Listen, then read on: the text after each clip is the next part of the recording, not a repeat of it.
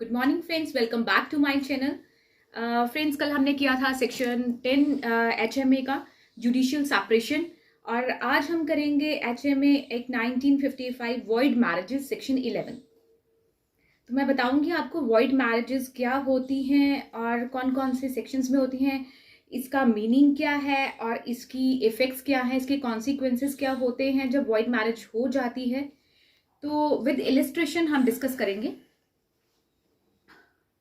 Void marriages, void marriage जो होती है वो सेक्शन 11 में है, उसके बारे में बताया गया है। और जो वॉइड मैरिज है वो वॉइड क्यों होती है, वॉइड का मतलब होता क्या है। सेक्शन 5 का क्लॉज 1, क्लॉज 4 एंड क्लॉज 5 के साथ इसको हम डिस्कस करेंगे। फिर हम करेंगे nature effect of void marriages. और सेक्शन 12 जो है वो वॉइड डेबल मैरिजेस है, वो we will discuss next video. Section 12 क्योंकि वो थोड़ा सा लेंथी है और उसके भी ऐसे ही 4 इफेक्ट्स हैं और उनको पढ़ेंगे, उसके बारे में इलस्ट्रेशन थोड़ी सी पढ़ेंगे, वो थोड़ा सा लेंथी हो जाता है, इसीलिए मैंने सेक्शन 11 के साथ उसको पढ़ाना नहीं चाहा, मैंने कहा सेक्शन 12 के साथ ही पढ़ाऊंगी। तो void marriages, any marriage solemnized after the commencement of the act shall be null and void। कहता है कि एनी मैरिज solemnized, कोई भी शादी जो पूरे तरीके से विधि विधान से हुई है, after the commencement of the act, जब से हिंदू मैरिज एक्ट 1955 लागू हुआ है उसके बाद से जो भी शादी बड़े solemnized तरीके से हुई है, shall be null and void में वो नल होगी, void होगी। वो किस लिए होगी? On the petition presented by either party thereto against the other party, so be declared by a decree of nullity if it contravenes any one of the conditions। वो कहता है किन कंडीशन को कंट्रवीन्स करेगी? सेक्शन 5 की क्लॉज 1 को, 4 को और 5 को। सेक्शन 5 के क्लॉज 1, 4 और 5 को अगर वो कॉन्ट्रावीन करती है, इन कंडीशन को इफेक्ट करती है सेक्शन 1 की, सेक्शन 5 की, तो वो मैरिज जो होगी वो नल और वॉइड मैरिज होगी। So section 11 is talk about void marriages. A marriage is deemed to be void when it is contracted in violation of कौन कौन सी हैं? नंबर 1 आ जाता है सेक्शन 5 का क्लॉज 1, बायगैमी। बायगैमी क्या होती है? बायगैमी मैं आपको एक इलस्ट्रेशन के थ्रू समझाती हूँ। There are three parties A, B and C, where A has a living spouse B। A की शादी हुई है B से, A का स्पाउस है B और उसके साथ वो रहता है। But he again marriage to C, but वो दोबारा से कोई एक और शादी कर लेता है C के साथ, तो then this will be called as bigamy and it will be null and void marriage. A की शादी हुई है बी से और ए बी को रहते हुए सी के साथ भी शादी कर लेता है, तो जो सी के साथ उसने शादी की है वो नल एंड वॉइड होगी। उसको हम क्या बोलते हैं? बायगैमी, कि उसने दूसरी शादी कर ली है। तो ये क्या है? ये पनिशेबल है, पनिश्ड अंडर सेक्शन 17 और 494 और 495 आईपीसी के तहत भी उसको सजा सुनाई जाती है अगर वो बायगैमी करता है। तो ये था बायगेमी, सेक्शन 5 का क्लॉज 1। अब हम पढ़ रहे हैं सेक्शन 5 का क्लॉज 4, जिसमें प्रोहिबिटेड डिग्रीज ऑफ रिलेशनशिप। ये प्रोहिबिटेड डिग्रीज जो है रिलेशनशिप, ये हमारा सेक्शन 3G में इसको डिफाइन किया गया है। तो इसमें क्या होता है, इलस्ट्रेशंस के थ्रू ही मैं पढ़ाती हूँ इसको।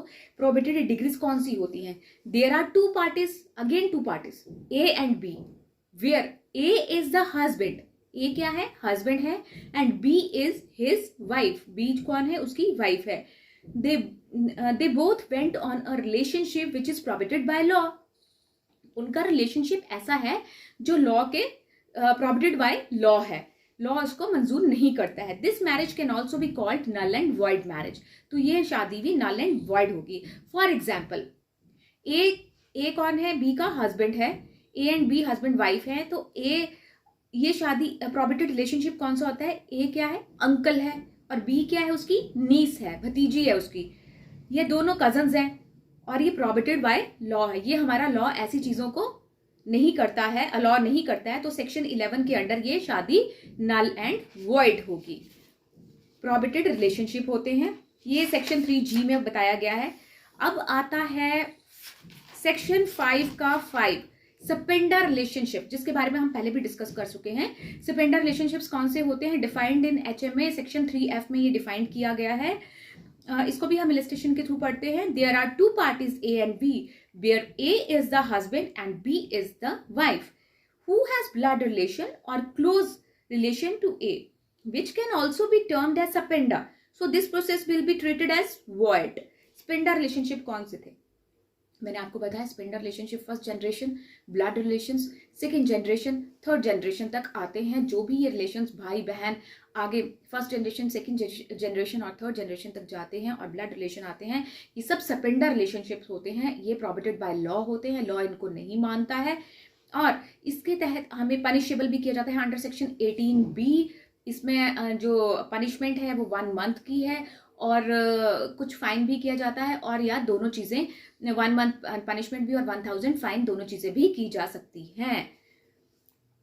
अब ये था सपेंडर रिलेशनशिप। अब हम करेंगे हिंदू मैरिज एक्ट 1955 का। जब ये वॉइड मैरिजेस हो जाती हैं तो इनके इफेक्ट्स क्या होते हैं, इनकी कॉन्सिक्वेंसेस क्या होती हैं। सबसे पहले nature and effects of void marriages. It's void एब इनिशियो, इट्स अवॉइड एब इनिशियो। एब इनिशियो क्या होता है, मीन्स बिगनिंग। ये जो शादी होगी, अगर वो बाइगेमी करता है, एक से छोड़ के दूसरी के साथ शादी करता है, तो ये शादी क्या होगी, वॉइड फ्रॉम बिगनिंग। शुरू से ही ये शादी नल एंड वॉइड समझी जाएगी, इसकी कोई वैलिडिटी नहीं होगी और इस शादी को कोर्ट मान्यता नहीं देता है, ये प्रोहिबिटेड बाय लॉ है। सेकेंड, नो लीगल इफेक्ट और कॉन्सिक्वेंस। अगर वो वॉइड मैरिज कर लेता है तो इसका कोई भी लीगल इफेक्ट नहीं पड़ता है, चाहे हस्बैंड हो चाहे वाइफ हो। कोई इस तरीके से हम लीगली कोर्ट में नहीं जा सकते हैं, लीगल इफेक्ट नहीं पड़ता है इस चीज का, नो लीगल इफेक्ट और कॉन्सिक्वेंस।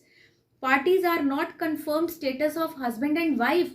अगर उसने ए और बी हस्बैंड वाइफ है, ए ने सी के साथ शादी कर ली है, तो ये स्टेटस हस्बैंड वाइफ का नहीं माना जाएगा। इनका जो स्टेटस है, parties are not confirmed status of husband and wife, नहीं माना जाएगा। No rights and obligation arise. इनके ऊपर कोई भी राइट्स और ऑब्लिगेशंस नहीं होंगे, क्योंकि वो हस्बैंड एंड वाइफ ही नहीं है। हस्बैंड एंड वाइफ होंगे तो ही तो ऑब्लिगेशंस होंगे उनके ऊपर, तो ही तो राइट्स होंगे, उनको माना नहीं जाएगा। उनकी शादी शुरू से ही वॉइड, नल एंड वॉइड होगी, तो ना कंफर्म स्टेटस होगा, ना उनके ऊपर कोई राइट्स होगा, ना उनके ऊपर कोई ऑब्लिगेशन होगी। अब ये लास्ट जो आता है ना, नेचर एंड इफेक्ट, ये बहुत इंपॉर्टेंट है। ये हमें प्री में भी कई बार क्वेश्चन आ जाता है। A child born out of void or voidable marriages is deemed to be legitimate as per section 16.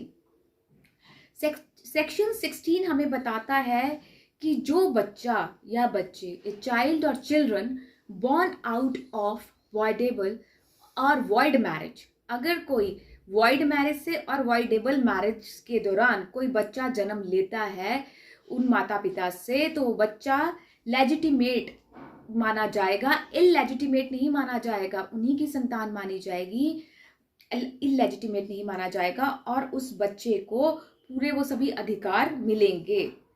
तो फ्रेंड्स, ये वाला टॉपिक, ये जो लास्ट वाला मैंने आपको बताया सेक्शन 16, ये बहुत इंपॉर्टेंट है, ये प्री में आता है।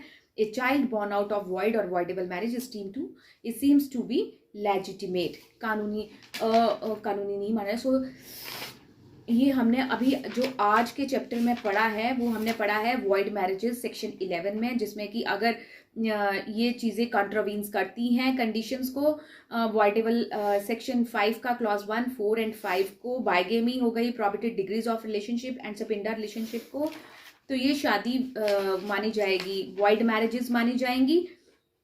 और वॉइड मैरिजेस के बाद इनके नेचर्स एंड इफेक्ट्स पढ़े। अगर वॉइड मैरिजेस हो जाती है तो इसके क्या क्या इफेक्ट्स पड़ते हैं। ये बिगनिंग से ही वॉइड एंड नल होगी, लीगल इफेक्ट्स नहीं होगा, कंफर्म स्टेटस नहीं होगा, नो राइट्स एंड ऑब्लिगेशंस, और जो भी चाइल्ड बोर्न आउट होगा इनसे वो बच्चा लेजिटिमेट होगा, ये सेक्शन 16 बताता है। So this was all for today friends. आज हमने सेक्शन 11 किया है, सेक्शन 12 करेंगे नेक्स्ट वीडियो में भी, उसमें भी यही चीज़ें हैं। उसमें 4 चीज़ें अलग बताई जाएंगी जिनको हम इलिस्ट्रेशन के थ्रू पढ़ेंगे, और क्या क्या वाइडेबल मैरिजेस होती हैं, कौन कौन सी चीज़ें होती हैं उसमें, और उसके इफ़ेक्ट्स क्या होते हैं, क्या ये सब चीज़ें करेंगे नेक्स्ट वीडियो में। तो मिलते हैं हम नेक्स्ट वीडियो में, और आज के लिए बस इतना ही सेक्शन 11। ओके, अगर आपको कोई प्रॉब्लम आती है किसी भी सेक्शन में तो प्लीज़ आप मेरे कमेंट बॉक्स में लिख सकते हैं। और thanks for watching and like. Okay, bye bye, मिलते हैं नेक्स्ट वीडियो में। प्लीज़ मेरे वीडियो अच्छा लगा हो तो लाइक शेयर कमेंट ज़रूर करना। बाय।